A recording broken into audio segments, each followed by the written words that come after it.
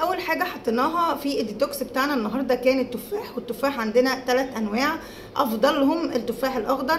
الناس اللي بتقشر التفاح على اساس ان بتقول فيه مبيدات وفيه شمع بتحط على التفاح، يا جماعه بنغسل التفاح بميه وخل وبنغسلهم كويس وخلاص، ما بيبقاش فيه اي حاجه باذن الله تعالى. لازم قشر التفاح في التفاحه، لان قشر التفاح بيحتوي على مضادات اكسده قويه، بيحتوي على ماده البكتين وماده الكيراستين، والمواد اللي فيها البكتين والكيراستين بيبقى فيهم مضادات اكسده قويه جدا. واحنا قلنا قبل كده مضاد اكسده معناه ان احنا بنقلل الشوارد الحره، بنقلل الاصابه بمرض السرطان، بنرفع المناعه، بنقلل الالتهاب بكل الجوانب بتاعته، التهاب المفاصل، كل الالتهاب. التفاح بيعمل على خفض معدل الكوليسترول الضار في الدم، وبالتالي بيقلل الاصابه بامراض تصلب الشرايين والسكته الدماغيه والسكته القلبيه. التفاح فيه زنك، فيه نحاس، فيه مغنيسيوم، فيه فيتامين سي، فيه حديد، وفيه فوليت، وفيه فيتامين بي. التفاح كمان مادة الكيراستين بتعمل على تقليل الإصابة بتلف الأعصاب. موجود فيه الألياف، والألياف دي بتساعد على تعزيز الهضم. ما دام في تعزيز للهضم معنى كده ان ما بيبقاش فيه امساك، وبيبقى الجهاز الهضمي شغال بطريقة كويسة، فما بنصابش بالامساك. وكمان بنقلل من الإصابة بسرطان القولون.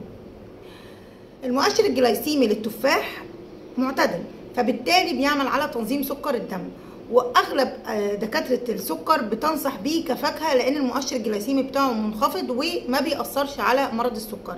كمان التفاح بما انه بيقلل من الكوليسترول الضار وبيقلل من ترسب الكوليسترول على جدران الشرايين، فبالتالي بيقلل ضغط الدم، فمفيد للناس اللي مرضى الضغط العالي. كمان التفاح بيحمينا من مرض الزهايمر. ازاي بقى؟ التفاح فيه مضادات اكسده زي ما قلت لكم، ومضادات الاكسده بتقلل الشوارد الحره. الشوارد الحره دي بتجيلنا من التنفس، بتجيلنا من التوتر، بتجيلنا من البيئه اللي حوالينا، بتجيلنا من الاكل، بتجيلنا من اي حاجه.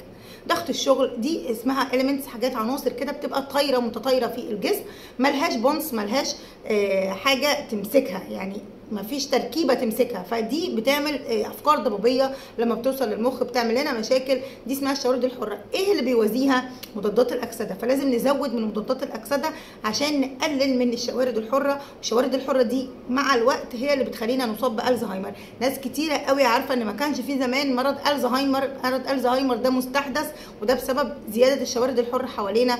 طبعا الشاشات الزرقاء كلها تعتبر تصيبنا بالشوارد الحره، عشان كده بيقول لك ما تقربش من التلفزيون، ما تقربش من الشاشه، ما تقربش من اللاب، ما تقربش من الكمبيوتر، علشان ده كله بيديك شوارد حره.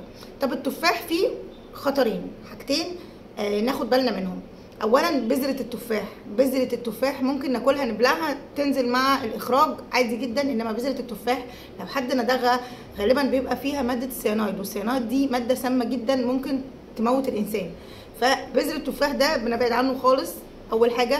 تاني حاجه التفاح يعتبر ماده حمضيه، وبالتالي لما ناكل تفاح بس، مش في الديتوكس اللي انا عاملاه، تفاح بس لوحده بكميه اكبر من اللازم، اكثر من ثمره في اليوم، طبعا لازم نغسل اسناننا عشان ده ممكن يسبب مع الوقت تسوس الاسنان.